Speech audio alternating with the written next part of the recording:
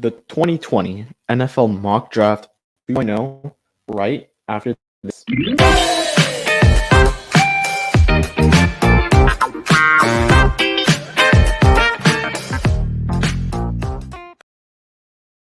What is up, guys? Kevin from the KO Podcast. Remember to like and subscribe to the channel. Follow us on all our social medias, which include Instagram, Facebook, Twitter, Discord server, join below, and Twitch. And remember, never mind. We will be doing 3 videos a week this time. This is coming out on Saturday. I'm filming this on a Wednesday. So no Deshaun Watson trade as of right now. No trades for Carson Wentz either. Let's get started with our mock draft 2.0. First pick, obviously, Trevor Lawrence out of Clemson. He is my number 1 overall pick. Went to the Jacksonville Jaguars. Not much to say there. Great player. If he doesn't go there, I have no idea what's going to happen. I think the Jets are trading away any player if Trevor Lawrence does drop. All right, trade alert. All right, so this mock draft, we will be doing trades in which, in this one and probably for the rest of the other ones, we'll be doing a good trade and see how that works out. So let's go with our first trade, which is a Deshaun Watson trade. Coincidentally, I have the Jets getting Deshaun Watson and the Texans receiving Sam Darnold, pick number 2. They get next year's first-round pick as well, which is Seattle's pick. And they also get this year's third-round pick, as well as the Jets' 2022 second-round pick. I think that's a fair deal. Let me know in the comments what you guys think about that deal. I think it's fair. The Jets are getting themselves a really good quarterback, and the Texans just get a stack of picks and Sam Darnold. Next pick, well, with this pick, yeah, it's Houston's now, so it's Devonta Smith who I have going with this selection. Why Devonta Smith? Well, he's probably one of the best receivers in the draft. He's the Heisman Trophy winner. He won 2 awards this season. I know one of them was the Heisman. I'm not sure about the other one right now, but I do know that Devonta Smith is a stud, and Sam Darnold, if he doesn't wind up in Texas, he could use some targets, man. He could use some really, really good targets. Next pick, we have the Miami Dolphins selecting Jamar Chase out of LSU. He did sit out the 2020 season. That's why I see career stats. But yeah, Devonta Smith is gone. You go with your second option, which in this case would be Jamar Chase. I really like this guy. He is out of LSU. I really think this could work for the Dolphins to add another slot receiver, or you could put Jakeem Grant in the slot and put him as one of your main receivers. He will easily be either a wide receiver 1 and at worst, a 2. Worst case scenario, Devontae Parker just turns into an all-pro or whatever, and he just turns out to be a wide receiver number 2. But I really like this pick. He's a tough guy, huge dude. This is a great pick for the Dolphins. Next pick, the pick number 4, the Atlanta Falcons. I have taking Zach Wilson, the quarterback out of BYU. I think this is the perfect pick for the Falcons. You really need to start looking into a young quarterback, and the Falcons have their guy right here, Zach Wilson. You could also go Justin Fields, but I just think this situation pretty much would be a lot better. I'm not sure right now who I had going with this pick. I'm not sure right now. I think I had either Justin Fields or Zach Wilson. I'll be checking mock draft 1.0 later, but this is the pick right now, which I think would be good for the Falcons. This is the perfect pick. Zach Wilson, there's no doubt. Now, another trade. The Carolina Panthers have been receiving the 5th overall pick, and the Bengals are getting the 8th and the 73rd overall pick. You're just moving up 3 spots, but it is a lot. And the Bengals, at the end of the day, do want an offensive lineman. They wind up getting the best one, and you already know who that is. Now, pick number 5, Carolina selects Micah Parsons. This mock draft was already done when the reports of Micah Parsons said that his draft stock could fall. I will be implementing that with my 3rd mock draft, which will come on probably 2 weeks. Now, the Panthers are getting probably the best linebacker in the draft, which his career stats are 99 solo, 6.5 sacks, 6 forced fumbles, and 0 interceptions. This is probably the best you could get at it with the Carolina Panthers. You pretty much passed up on Isaiah Simmons. You didn't get Luke Kuechly. You not lost him, but retired. He retired. So this is probably the best you can do right now. And then there's Jeremiah Owusu-Koramoah, which probably would be a pretty good pick here too. But that's why I have him going probably to another team right now. Pick number 6, the Philadelphia Eagles got Jalen Waddle. He's arguably the best receiver in the draft. He is the fastest, though. I will be saying that he's the fastest player in the draft. So the Eagles are getting an absolute stud. You lost on Devonta Smith and Jamar Chase. You go out there and you get a stud like the Philadelphia Eagles wide receiver, future Philadelphia wide receiver, hopefully, for Eagles fans in Jalen Waddle. He had a great 2020 season. Injuries probably are going to make him lower his draft stock. At most, I could see him falling to the Giants at I think 11. But next pick, the Detroit Lions. I forgot to break the team. My bad, guys. Is Jeremiah Owusu-Koramoah. His 2020 season stats: he had 41 solo tackles, 1.5 sacks, 3 forced fumbles, and 1 interception. Absolutely great stats for Owusu-Koramoah. He's entering a Detroit Lions defense already with Jeff Okudah, who hopefully breaks out this season. Piece of this defense that the Detroit Lions are trying to build and reestablish. And Owusu-Koramoah does come in huge impact on that. Our next pick is going to be the Cincinnati Bengals. They did move up and they grabbed the best offensive lineman in the draft in Penei Sewell. Penei Sewell was 6'6", 331 pounds out of Oregon. He did not play in his 2020 season. He opted out. Again, just a reminder, opt-outs do not affect draft stock for at least most of the players. There are probably a couple that it might affect them, but for Penei Sewell, it did not affect him. I see him going to Cincinnati. Joe Burrow needs protection. You go out there and you got a guy like Penei Sewell. Joe Burrow will have protection for days and for years to come, and he won't be getting another ACL injury. Trust me. All right. Next pick, I have the Denver Broncos selecting Caleb Farley. I have decided that he will be the best corner in the draft, in my opinion. He had 43 solo tackles, 0 forced fumbles, 6 interceptions, and 9 deflected passes. This is absolutely great stats for Caleb Farley. He will be going to a Denver Broncos team that is trying to rebuild from bottom to top. Guy with Drew Lock at the quarterback. The offense is pretty much built up. And then you have the Denver Broncos selecting Caleb Farley here. Hopefully, if this happens, that will be a major piece in the defense along with Bradley Chubb. Now, pick number 10, the Dallas Cowboys. I have them selecting Patrick Surtain II, going from the Crimson Tide, Alabama. This is probably the team that needs a cornerback the most, and it's the Dallas Cowboys, of course.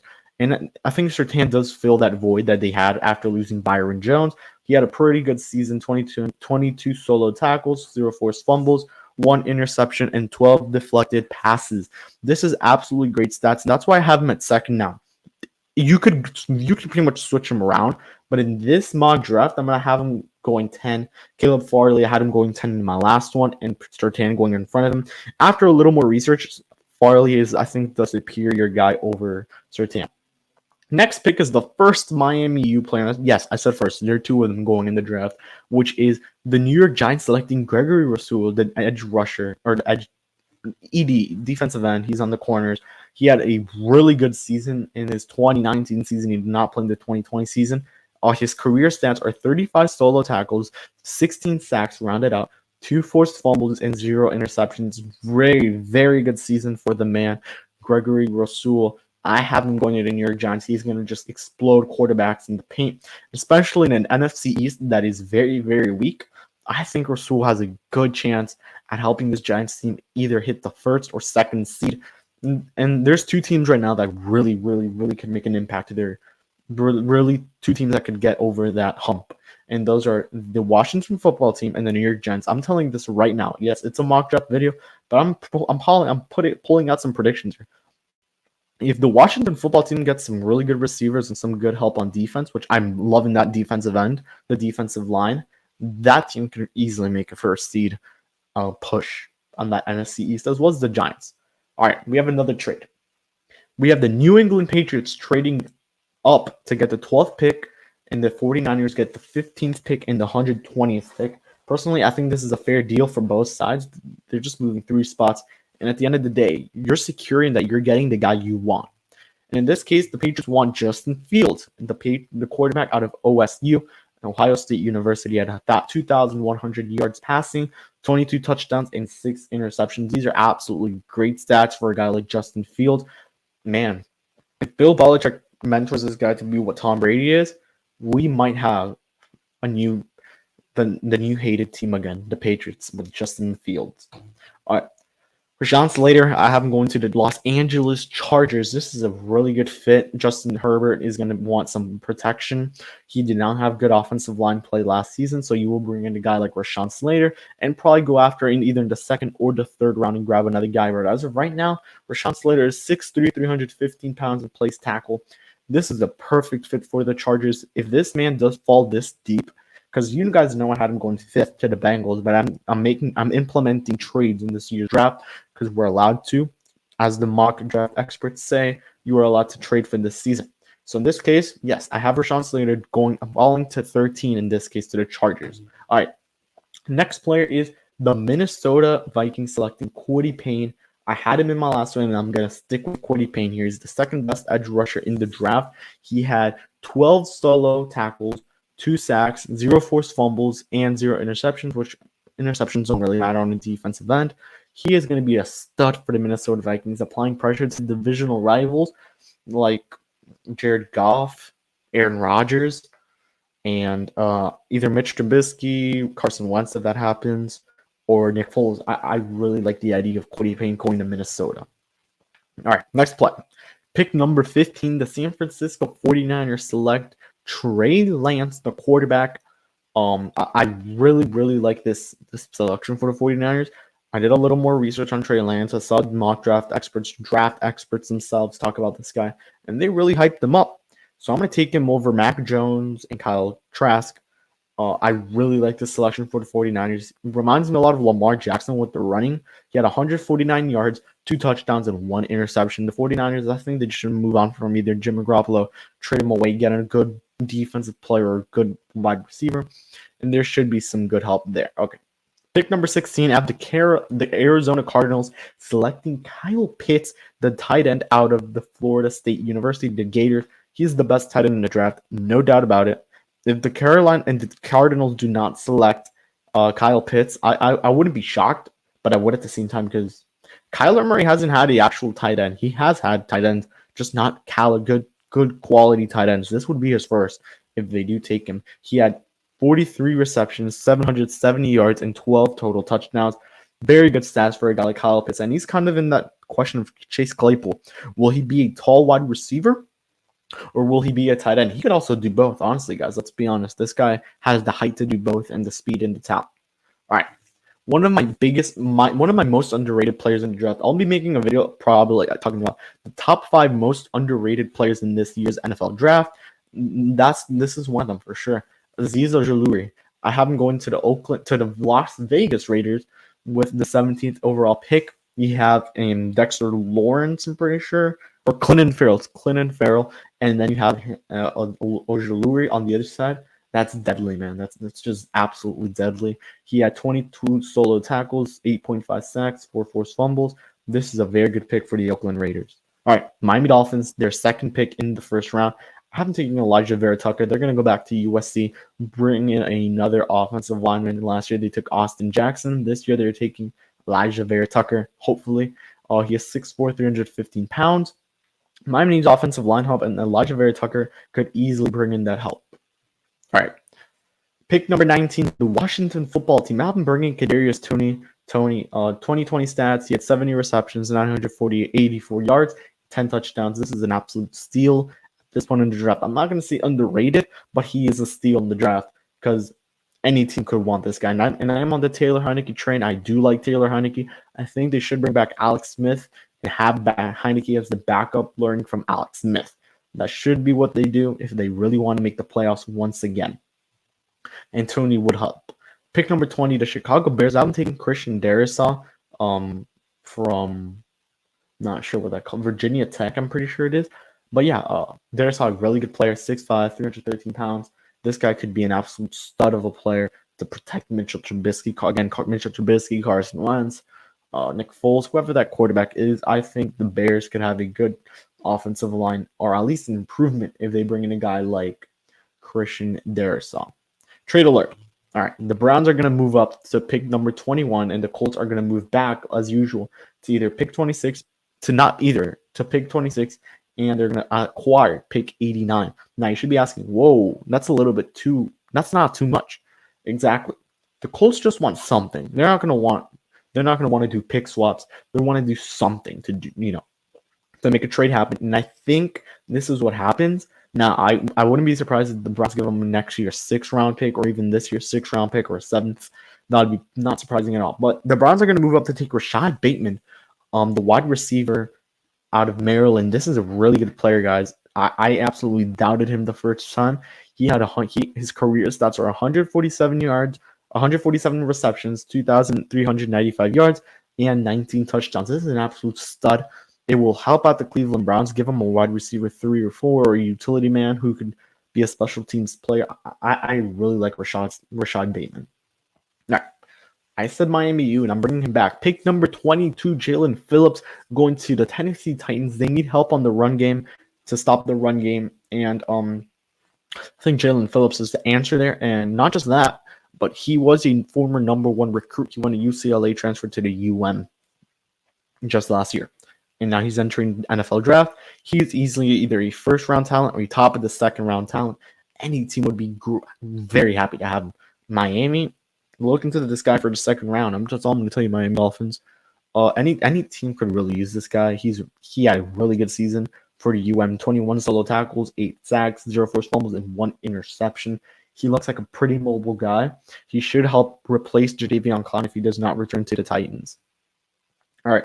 Pick number 23, Naji Harris, the running back out of the Alabama Crimson Tide. He is going to go to the New York Jets in my mock draft. Originally at Travis Etienne, but after a lot of negativity on the pick, putting Harris on the Dolphins, I have pushed him back a couple of picks and put him on the Jets.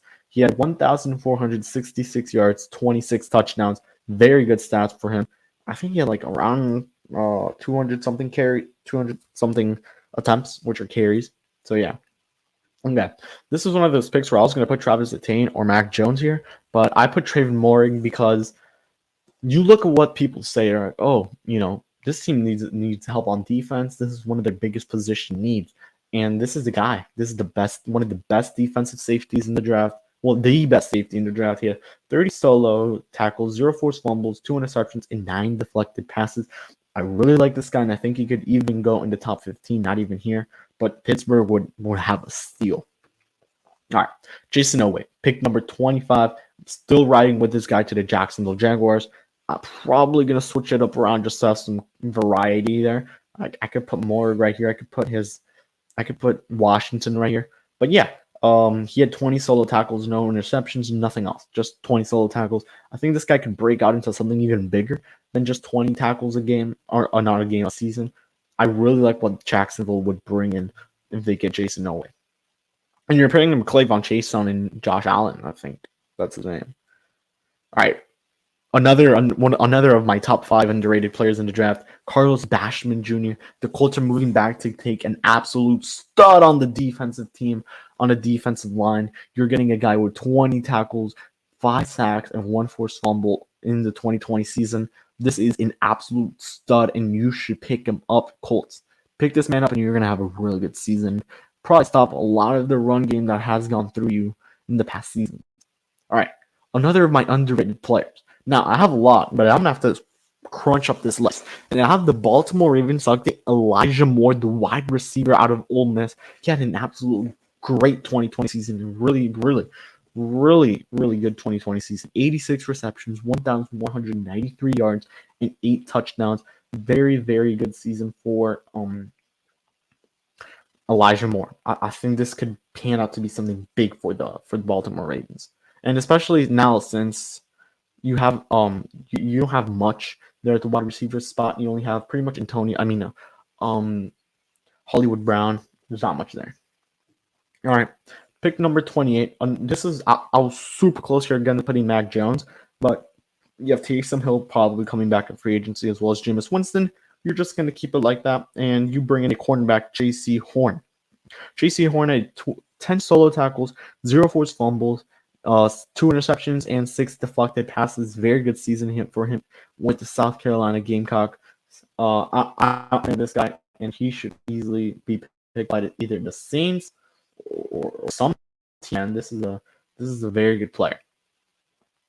Next pick is one of them, again, a guy I did not remember the first time. We have Green Bay Packers selecting Terence Marshall, the wide receiver out of LSU.